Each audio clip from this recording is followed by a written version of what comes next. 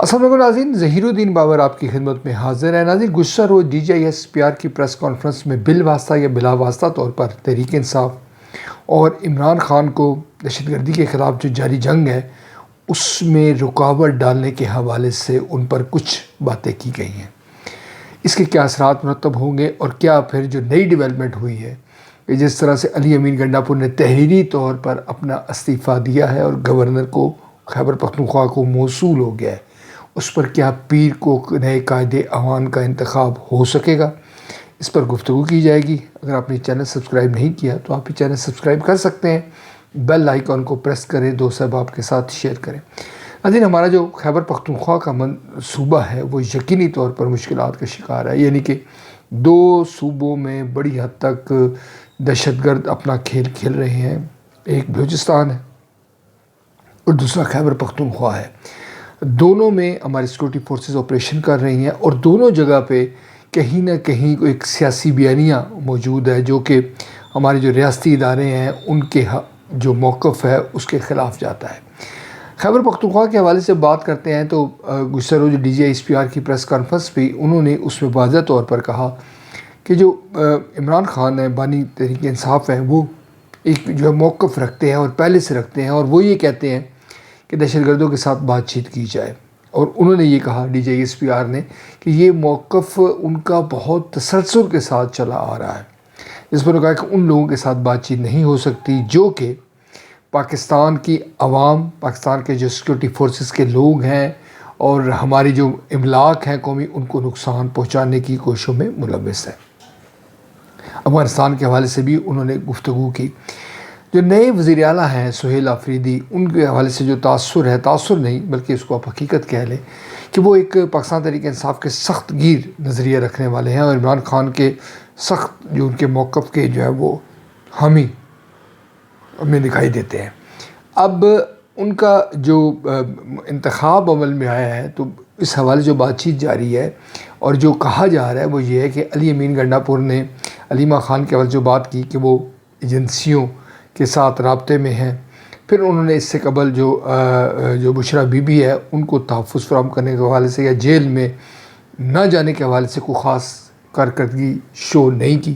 مطلب ایک جو پاکستان تحریک انصاف کے حوالے سے جو باتیں سامنے آ رہی ہے ان میں سے ایک یہ ہے۔ دوسرا، عمران خان کو رہا کرنے کے حوالے سے بھی انہوں نے کوئی کام نہیں کیا۔ تو جو فیلئر ہے وہ عمران خان کے بقول یا عمران خان کے حوالے سے جو بات چیت کی جا رہی ہے کہ عمران خان نے اس کنٹیکس میں جو ہے علی امین گنڈا پور کو ریموو کیا ہے وزیر اعلیٰ خیبر پختونخوا سے۔ افسوس کے ساتھ کہنا پڑتا ہے، یقینی طور پر یہ بڑا افسوسناک لمحہ ہے کہ عمران خان نے جو بانی تحریک انصاف ہے انہوں نے علی امین گنڈا پور سے صحت کے حوالے سے، تعلیم کے حوالے سے، گورننس کے حوالے سے یہ بات چیت نہیں کی کہ صوبوں میں ان کی کیا پرفارمنس رہی ہے، بلکہ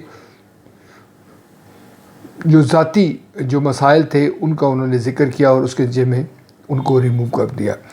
اب جو کرائسس ہے وہ یہ ہے کہ سہیل آفریدی کیا وزیر اعلیٰ کے منصب پر فائز ہوں گے۔ گزشتہ روز جو DGIS-PR ہے انہوں نے بڑے دو ٹوک انداز میں کہا کہ ہمیں اس طرح کی صورتحال قبول نہیں ہے، مگر جیسے کہ ہم جانتے ہیں کہ جمہوریت جس بھی شکل میں پاکستان میں موجود ہے، کوشش کی جاتی ہے، ہمارے قومی ادارے بھی یہ کوشش کرتے ہیں کہ اس معاملے کو آگے بڑھایا جائے اور تسلسل کے ساتھ بہتر بنایا جائے۔ ناظرین، آئیڈیل صورتحال نہیں ہے، اس میں تو کوئی شک و شبے کی بات نہیں، اس پلیٹ فارم پر ہم ذکر کرتے ہیں۔ تو جیسی بھی نظام ہے ہمارا، اس کو آگے بڑھنا چاہیے۔ جو نقطہ ہے وہ یہ ہے کہ یہ آگے پھلے پھولے اور اپنی میچورٹی کی طرف جائے۔ منڈے کو یعنی کہ سوموار کو جو سہیل آفریدی وزیر اعلیٰ بنتے ہیں نہیں بنتے، جو سلمان اکرم راجہ ہے انہوں نے آج جو علی امین گنڈا پور کا استعفیٰ پیش کیا، یعنی کہ پریس کے سامنے انہوں نے بتایا جو وصولی تھی، یعنی جو گورنر کے عملے نے، خیبر پختونخوا گورنر نے جو وصول کیا وہ بھی انہوں نے بتایا، اور پھر کہا کہ یہ جناب اب جو ہے منڈے کو یہ قائد ایوان کا انتخاب عمل میں آ جائے گا۔ دوسری جانب جو گورنر خیبر پختونخوا ہیں انہوں نے یہ کہا ہے کہ وہ قانونی ٹیم ان کی مشاورت کرے گی۔ اتوار کو تعطیل کا دن ہے، منڈے کو وہ اس حوالے سے کریں گے، اور جب تک استعفیٰ منظور نہیں ہو جاتا اس وقت تک جو علی امین گنڈا پور ہی وزیر اعلیٰ رہیں گے۔ مگر جو صوبائی وزیر قانون ہے انہوں نے ڈینائی کیا ہے اور کہا ہے کہ جب ایک جو وزیر اعلیٰ ہے انہوں نے استعفیٰ دے دیا ہے تو اس کے بعد وہ وزیر اعلیٰ نہیں رہے ہیں۔ یہ اب قانونی پیچیدگیاں ہیں، لگتا یوں ہے کہ یہ مسئلہ کہیں نہ کہیں سارٹ آؤٹ ہو جائے گا، مگر اگر یہ نہیں ہوتا،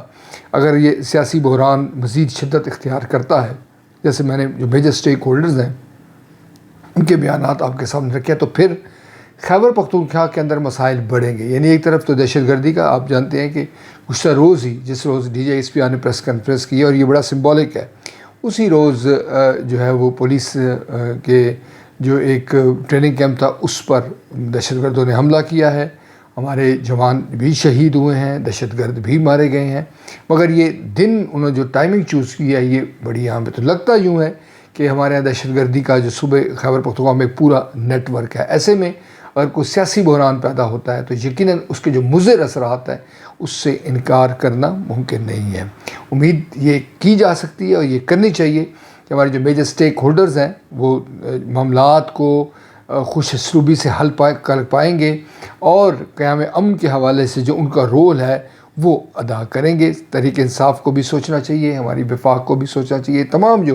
میجر اسٹیک ہولڈرز ہیں وہ یقینی طور پر ان کو فوکس کرنا چاہیے عوام کی فلاح و بہبود کے حوالے سے۔ خیبر پختونخوا کے عوام دہشت گردی کا شکار بھی ہیں، اور جیسے میں نے ذکر کیا تعلیم، صحت، دیگر جو انفراسٹرکچر کے مسائل ہیں وہ بھی اس صوبے میں موجود ہیں، اور افسوس کے ساتھ کہنا پڑتا ہے اس پلیٹ فارم پر ہم ذکر کرتے آئے ہیں کہ تحریک انصاف کی کوئی مثالی کارکردگی نہیں رہی، یقینی طور پر نہیں رہی، اور وہ صرف اور صرف بیانیے کے سہارے چل رہی ہے۔ آج کے ناظرین اتنا ہی، نئے ولاگ کے ساتھ آپ کی خدمت میں دوبارہ حاضر ہوں گے، اس وقت تک اللہ نگہبان۔